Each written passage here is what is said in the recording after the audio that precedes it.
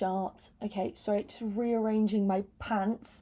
Hi, welcome back to book club with your old hag, your old ugly hag librarian, me. Yes, that's right. The rumours are true. It is 2 months till my 24th birthday. Oh, okay, yes. I know, frail. I'm aging like milk, as I have expressed my disinterest in many a times. I'm aging like milk, yes, I'm still here, I'm still clinging on, I know, at the ripe old age of almost 24, or should I say not ripe old age of almost 24. Yes, that is right, it is my 23rd and 10-month birthday today. Thank you very much, hello, how are you? I know, seeing is believing. What? Seeing is believing, take it while you can, because who knows what's going to happen. Anyway, hi, that was a nice morbid start. Anyway, Bella, welcome back to book club. I am elated to be back on my bedroom floor in 30-degree heat, and I have a fan over there. Not one of you. Hey! I would never call you a fan because that is so degrading. I would call you a friend, or if I was feeling really silly and cheeky, a loyal story liker. Okay, when I get okay, cool. Me when I can't talk. Oh my god, it's my old age. When a loyal story liker doesn't like one of my stories, I always feel scared because I'm like, now you're chopped. Anyway, welcome back. Yeah, like I said, I have a fan over there, but it's not on because I tried to put it on and talk. Fucking hell, ruckus alert. It was very loud, so we've got no fan. So if there is nothing left of me after this, it's because I've melted or it's because of my old age. So anyway, welcome back to book club. Oh my shart, am I excited to talk about the book today? Yes, I am. Yes, I am. Today we're going to be oh fuck's sake, I've forgotten to prepare again. I need to find out how you say this guy's name. What is wrong with me? Okay, sorry, I was just booking Superman. Oisín. I don't want it slow. Oisín. Oisín.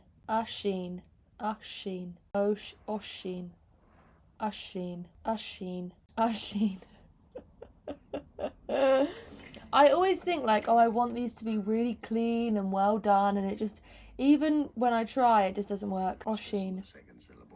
Oisín McKenna. Okay, cool, right. Like, I'm somewhat ready now. Cool. Today we're going to be talking about Evenings and Weekends by Oisín McKenna, or Oisín McKenna, because apparently there's 2 different ways to pronounce it, because that's fucking helpful, isn't it? But anyway, Oisín McKenna, author, they're from Ireland? Oh, that's embarrassing. You know when someone talks to someone who's Australian, so then they start speaking an Australian accent? That's me saying any word, like when I say Liverpool, I got work. Anyway, sorry, see, this is what I mean, like, imagine you didn't know me personally, you hadn't watched anything else that I've done, and you actually click on this for a serious book review, and this is what you're getting. Yikes! I just can't help it, my personality is bigger than life, like, oh my god, I've got dry skin everywhere, I've caught eczema. Anyway, talking about Evenings and Weekends, Oisín McKenna, he is an author from Ireland, but now he lives in London. I have done that bit of research, and by that I mean flicking to the back of the book and reading a bit about him. Or maybe it was at the front of the book. It was at the front. Lol. He grew up in Ireland, lives in London, and he's been named in the Irish Times as one of the best spoken word artists in the country. His writing has appeared in the Irish Times, GQ, Evening Standard, Fantastic Man, and more.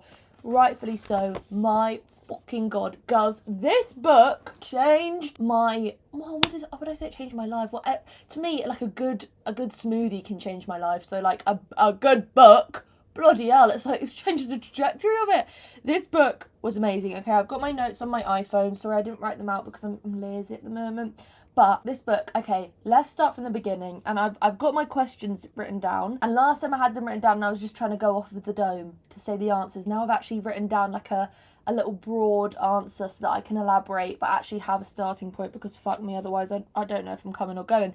Okay, so the first question I always ask, and I say this every time, the one other time I've done a book club, is how I chose the book. And my normal tactic of choosing a book is going into a bookshop, going into wherever, online, what have you, and I will look at the cover. I'll judge a book by its cover. If I like the cover, I'll normally pick it up, and then if I pick it up, I'll go to a random page and I look at it and I think, can I see myself reading this? If I can, I pick it up. If I can't, I'll pick it up anyway. I've got impulse habits. Bad ones. Spending control problems. You know what I mean? So it just, whatever. This book didn't come from that, which is crazy because the majority of the books on this bookshelf is because I've seen them and I've thought, better me. This one, nay. I was in Brighton visiting my boyfriend. Yes, alert the tabloids, I have a boyfriend.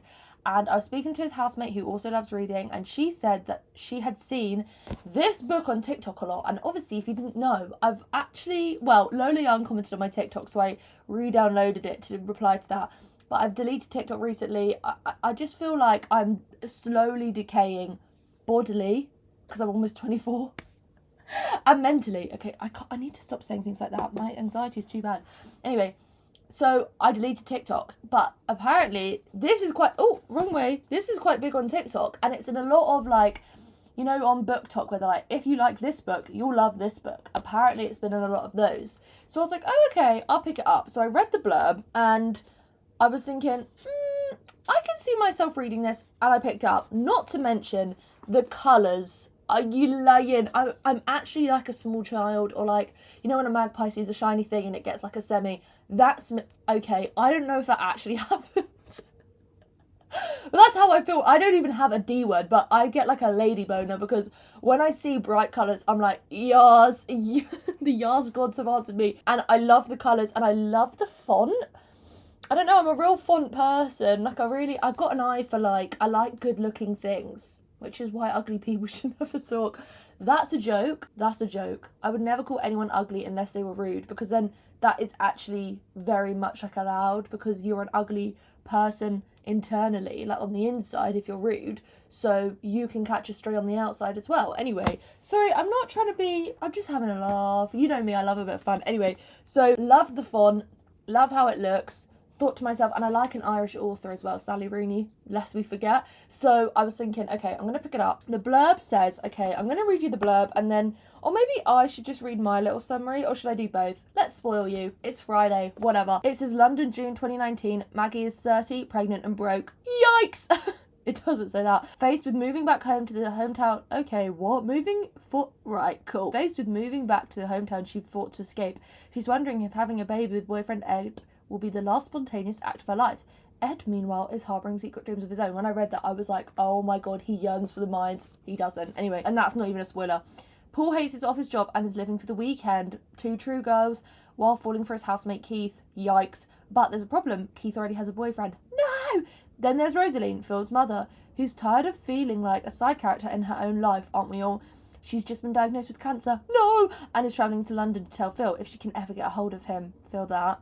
And I don't even have children yet. As Saturday night approaches in a city on the brink of political upheaval, and all their lives are set to change forever, it's the hottest summer on record and the weekend is about to begin. Ominous in the best possible way. There is enough, like, what's the word I'm looking for here? There is enough intel there to get me, my ears are pricked up, like that it's piqued my interest, if you will. But there's not too much that I'm like, oh, I feel like I kind of know the whole story already. But that's okay with me, because like someone could spoil a book for me and I would still read it, because at least then I know that I'm not going to be like, oh, you know, on the brink of like breakdown. So my summary, this is me, not Spark Notes. I said multi-person narrative over 10 different characters' perspectives, which didn't bother me as it was just different people recounting the same events from their own perspective. Do you know when sometimes it's a multi-person narrative and like loads of different perspectives, so it makes the actual plot unreliable because there's so many people telling different things? This doesn't really matter about whether it was reliable or not, because it was just their own like lives and what was going on. It wasn't like a, oh, it matters, like it's not like a police chase, you know what I mean? Like it's not 24 hours in police custody, like it's their lives and what's going on, and it's from their own, like, obviously their own perspective, but their own feelings and thoughts on the matter. Like if you ask me what happened sometime, girl, you're my one love, Justin Bieber released a new album. Okay, right, save it for the podcast, girl. Literally, it's so hard for me to stay on topic. Anyway, the point is, if you ask me what happened, if I'm like retelling an account of what's happened in my life, and then you ask the other person who was involved, an opposition, they're going to say different to me,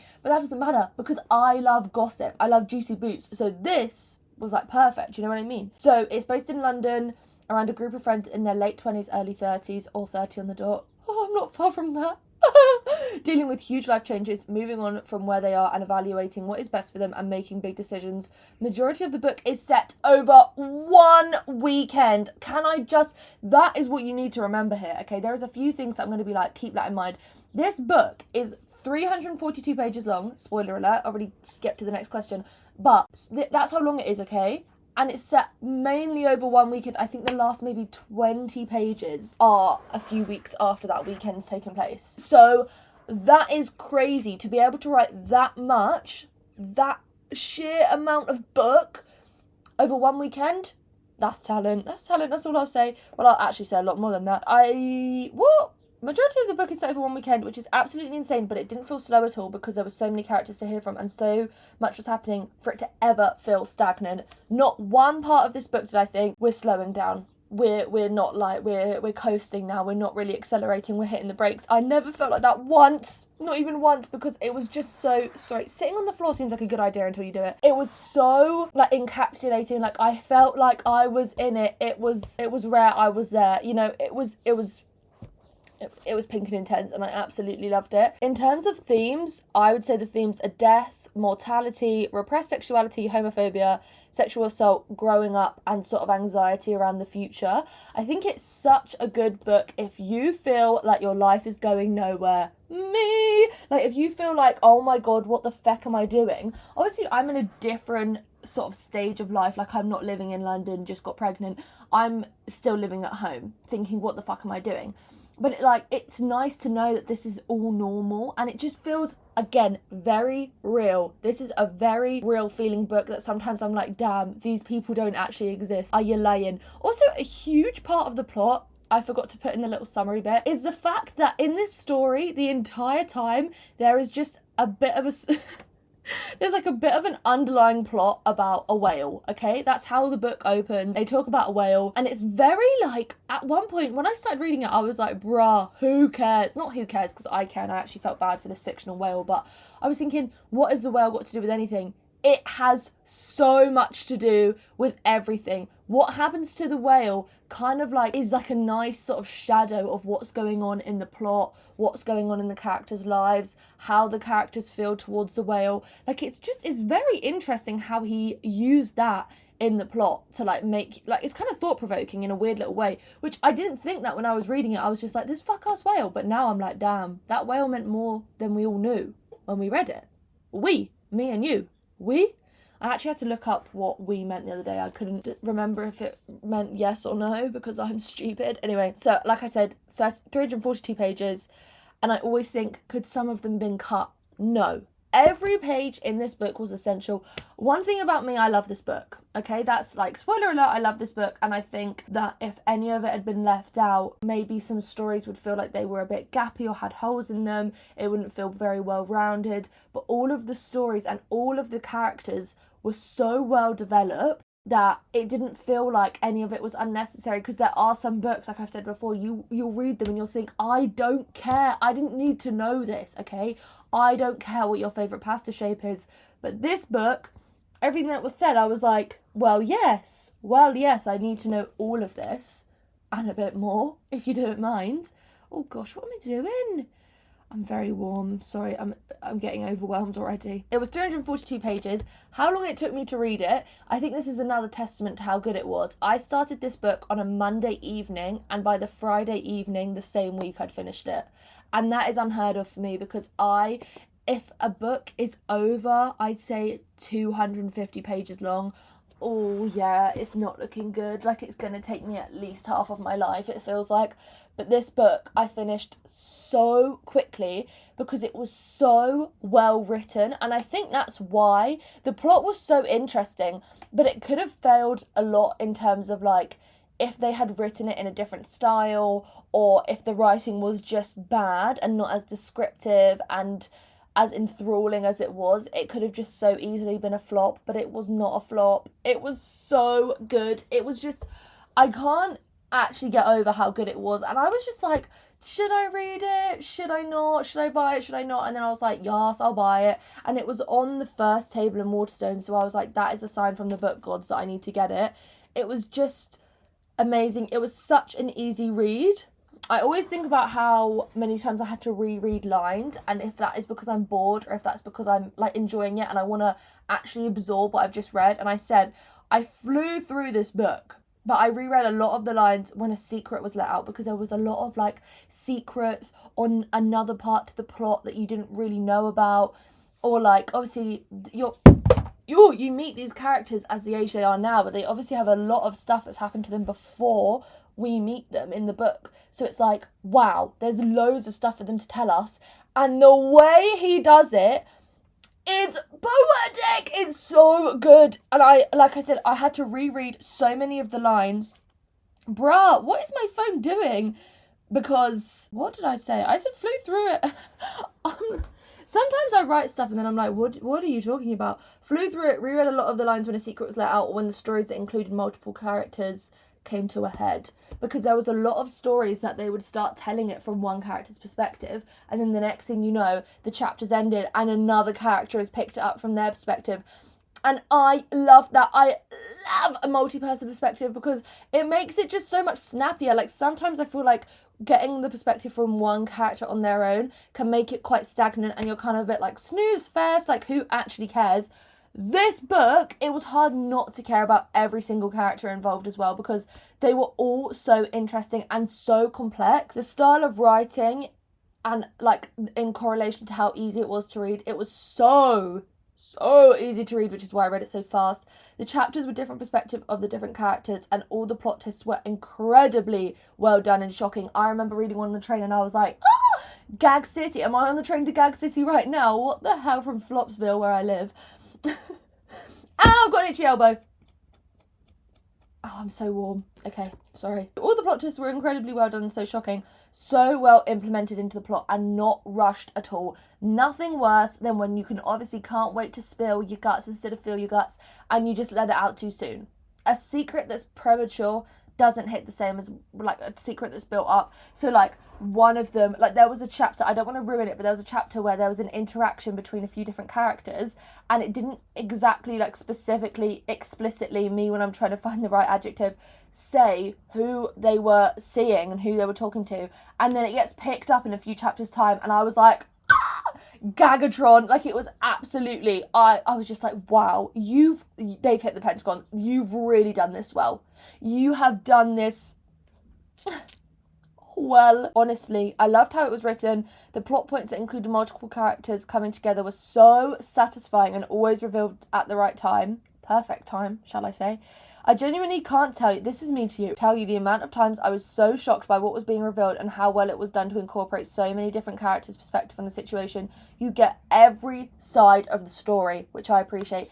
Every side, every time something's happening in the plot where it involves multiple people, you will hear from all of them how they feel about it. All of them what's going on like their... Sorry, itchy elbow much? What the hell? Maybe it's my psoriasis cream. I don't even think I've got psoriasis. Anyway, you will hear from everyone, and I really appreciate that because it never left any stone unturned, and in the best possible way, because you really got to hear what everyone thought and how it impacts. And like, it was kind of like a domino effect, because like it would happen between two characters, and then as it like sort of rippled out, maybe ripple effect wasn't the right word, but like you really got to know what everyone was thinking and where they were at with it, and then it just revealed more about like their past and like their future, where they were going, what they were thinking, what they were doing. It was insane. It was so good. The book is based in London and Basildon, which is where a lot of the characters are from. They're all from Basildon, apart from one of the characters, Rosaline. She's originally from Ireland.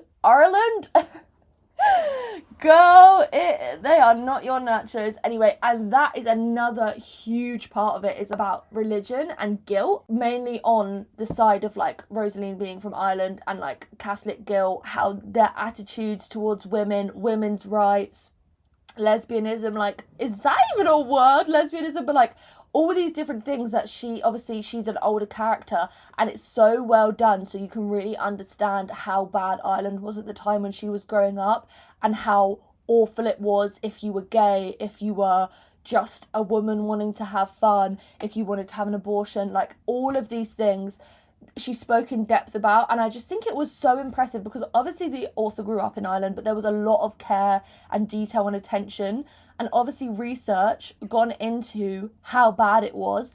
And I guess as well, he probably might have like consulted his mum or like older family members. I don't know him personally, but like it just felt like there was a lot of care put into that aspect of it, of like how life in Ireland was back then and how it impacted people now to this day, because she speaks about her friendships and her relationships, and obviously how political it was in Ireland, and how sort of strict, and like the, not just political, but like how Catholicism really impacted the citizens, even those who weren't religious, and how it sort of trickled from everywhere. I feel like the more I read about Ireland and like its history and its past, that sort of religion in its own right is sort of culty, like, sorry to say it, but like it does impact everyone around you, even if you're not part of it, because they implement it on everyone.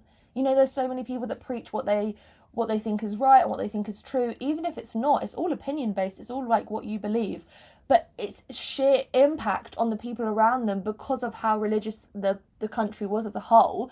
It's crazy. And like, because of how much, I don't know, I think the amount of care and detail and attention he brought to that made her backstory that much more interesting, that much richer, that much more enjoyable to read, because it was like, it felt so authentic and it felt so real, like a real account of like what was going on. And it's all down to like research and like passion into writing that novel. I thought it was amazing. Sorry, me when I actually turned my serious shit on for once, but like it was crazy. And the more I read about it, the more I was like, oh my fucking god, like it's set in 2019, and I think it said in one part of the book, like, only, I can't remember if it was gay marriage or abortion was only legalized the year before, so 2018. That was only 7 years ago. It like, and it blows your mind, because it brings you, because it's set in modern day. Like, obviously 2019 was still 6 years ago. That is disgusting, but it's still set relatively recently, so it really does sort of, you know, jolt into you how fucked up things are. And it's based as well, obviously, in 2019, like I said. So it talks a lot about the British government, which have just always been fucking arse. But it's crazy because it really brings you back down a peg. It's sometimes reading something that's quite current and quite present to like now, present, sort of like relevant to now even, is kind of scary, because I'm like, I don't want to hear you talking about TikTok. But then also it's quite nice because it's like, wow, you get to sort of see how things have changed and how different life was back then, even though it was only 6 years ago. Oh my fucking god, free me from AI, I'm begging you. So it's just, I really liked how it was done, and how much, like I said, care and thought and detail and passion and love went into the book, because you can just so tell that it wasn't written like half-assed. He wasn't just writing a book for the sake of writing a book. It was actually like a proper thing. You know, it's a proper thing. In terms of how I felt about the characters, I liked all the characters, which is impressive. I thought they were all really well developed, which is insane. This, you can so tell that I just wrote this, like, this is just straight off the dome. I thought they were all really well developed, which is insane considering there were so many of them. And with that in mind, 342 pages doesn't feel like a lot to have all the characters to feel well-rounded and as if we know enough about them. Because you think that many characters, to try and touch on all of them and, you know, get to know all of them, that doesn't feel like that long, but he did it so well. It's impressive. It's a testament to good writing when a character or multiple characters are easy to hate, but I also think it's hard to make characters that are likeable and also feel real and human. They were all complex, and so were their relationships with each other.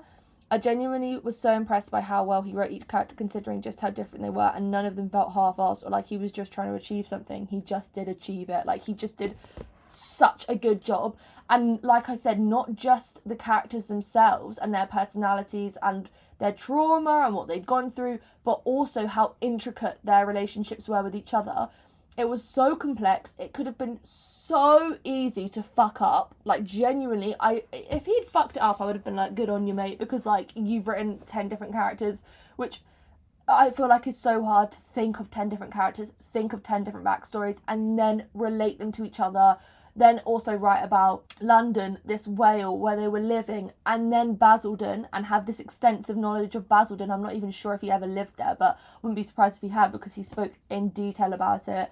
Their marriages, their friendships, and then how they were feeling, their thoughts and feelings. The sheer amount that went into this book, it's crazy that it wasn't longer because there was so much packed into it, but not in a way that it felt like cramped or like, you know, claustrophobic in any sort of way. It felt very like, it was just easy. It wasn't a heavy read. There was a lot going on. There was a lot of like I said, guilt, trauma, sexual assault, homophobia, so much anxiety, depression, like worry. It was just, there was so much, but it never felt like, oh, I'm like, I need to read it, and like I was sort of forcing myself to pick it up, because it was so easy to flick through, because the characters were all so interesting. And like, even if I didn't love a character, like I didn't love all of them, but there was a few of them. I can't even think of my favorite character.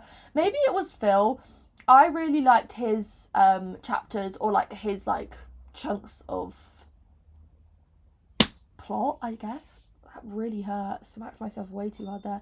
But like, not like one chapter wasn't just one character. It would be like a few pages for one character, and then line, new character, like what they're going through. And then sometimes it would weave into like, without even a clear distinguishing stop, go into like another character's monologue.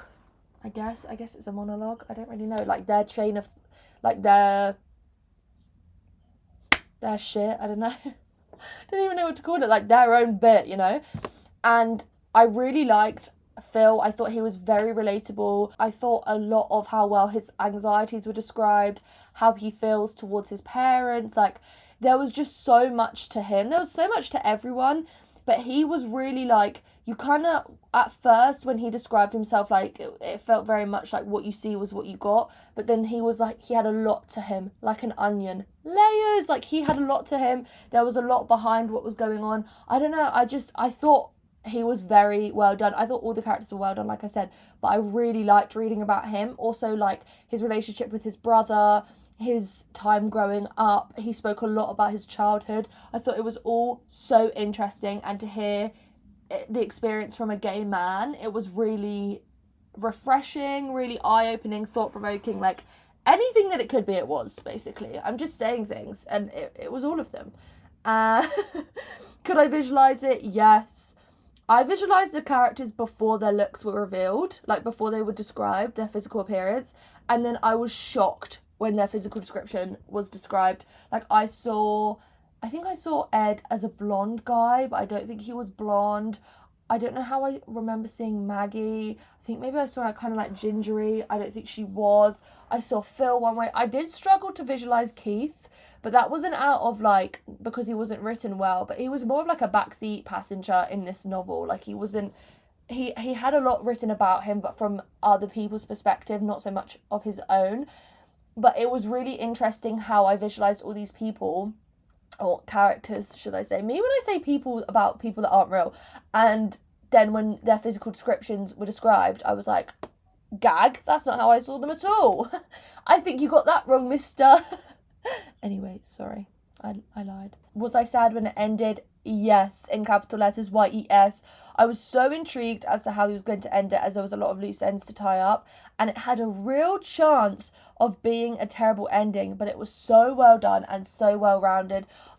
When it was getting to the last couple of pages, I was like, how the fuck is he going to end this? Like, what is going to be, who is going to end the book? Who is going to, like, whose thoughts are going to be the one that ends it? Who's gonna, you know, what's gonna happen to everyone? And the way he ended it was so good. I was so scared it was gonna be a really devastating, sad ending as well, but it wasn't. It was sort of like bittersweet. There was a lot of like, it left you with a lot, and it was sort of like I said, thought-provoking. It really made you like ponder on like that, the amount that the characters have gone through, especially because, like I was saying, sorry, me and my damn legs, this all happened in one weekend. So you get to the end of the book and you're like, damn, they've really gone through it. And then I'm like, that was in one weekend. All that stuff happened in one weekend. These people as well, they're crazy. They're like party animals. Never me. I was like, damn, you do that much in one weekend? I don't think I've done that much in the last decade of my life. So it was really interesting because it really painted London very accurately as well. It did not glamorise London, because people do that too often. It did speak about like rats and like litter and hotness and just disgusting, awful, just grimness that London has. Obviously there are some nice parts of London if you're fucking tax bracket 1 million and you're rich. But if you're just normal and you live in a normal part of London, I feel like you are just going to have rats and construction and noise all the time. And he did not shy away from that. He wasn't like, and they lived in this beautiful townhouse. They lived in a fucking abandoned warehouse. Like, that is real. That is the nitty gritty. And that's what I liked about it. Like I said, it just felt very real, very just like, this is actually what goes on. This is actually what happened. These are real. It felt like real experiences, real stories. And to be able to encapsulate that in a fictional book, so impressive. So impressive. Did I care what happened? Was I affected by what the characters went through in their stories? Yes! I was so intrigued every time more lore was dropped and I couldn't stop reading. I was so invested in each character and what decisions they made throughout the book. I think because of how layered the story was, it was so easy to fall into the book and I never wanted to leave it. Genuinely, the way it was done, like I've said it so many times and I feel like I'm just repeating myself, but it was so well layered. There was so much to it. Like, on the surface, I was kind of like, oh, it's just going to be like, does she want to have this baby with this man? Does this guy get with this boy that he has a crush on, but he's with someone else? There was so much more to it, which is why I'm so glad the blurb didn't give away loads, because there's nothing worse with a book that gives away everything on the blurb or with a film that gives away everything in the trailer. It's just like, girl, leave some stuff up to the imagination. Like, let me have a little bit of a surprise. A Kinder Surprise, if you will. And that is what this book did. I got like right into the thick of it and I was like, fucking hell, like 50 pages ago, I could never have predicted that any of this stuff would have happened. And that's what I like. It kept me on my toes. If they made this book into like a film or a TV show, my fucking God, I would be watching that. Not front seat, because that's not who I am. Don't like to arch my neck too much. But like middle row, middle seat, big vat of popcorn, a Coke, maybe a bubble tea, scoop of mint chocolate chip ice cream. I'd be there, I'd be sat, and I'd be logging it on Letterboxd afterwards, but that's just given. It was amazing. It was so good. Honestly, I cannot begin to describe how good it was. I rated it 4.5 stars. Maybe I should change that to 5, because there's literally nothing I think I could have changed about this book. Like, nothing they could have done differently to make me like it even more than I already do. Like, I loved this book. Everyone now that I speak to, I'm like, have you read Evenings and Weekends? Because it's amazing. I'm giving it to my mum to read next. I'm getting everyone on it. And I'm getting you on it as well. Because like in my last book club, I'm giving away a copy of this book to someone that's watched this. So if you've watched the vlog, no. So if you've watched this book club in its entirety, you've given it a like, you're subscribed, all that fucking rubbish, then just comment that you've done that. Just put done. Dunzel Washington, and I will pick someone when the next book club comes out to receive a copy of this book. Oh, it's so funny when people do giveaways and they're like, if you get a message from someone imposing to be me.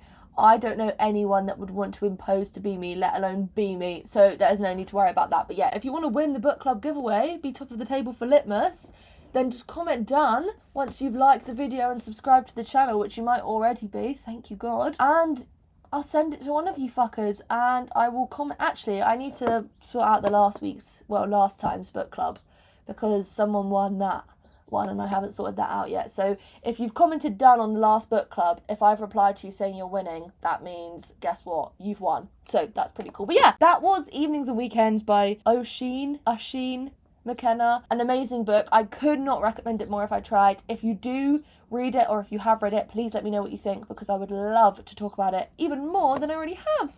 And yeah, that's it for now. I'm going to go and lay in front of a fan until I have to go to work. Love you ever so muchly, and I will see you all in my next book club, or my next vlog, or my next podcast, or who knows what I'll do next. Who knows what venture I'll dip my toes into. Nothing stops me. Oh, that was vile. Okay, gonna go and sit in front of a fan now until I have to go to work. Bye!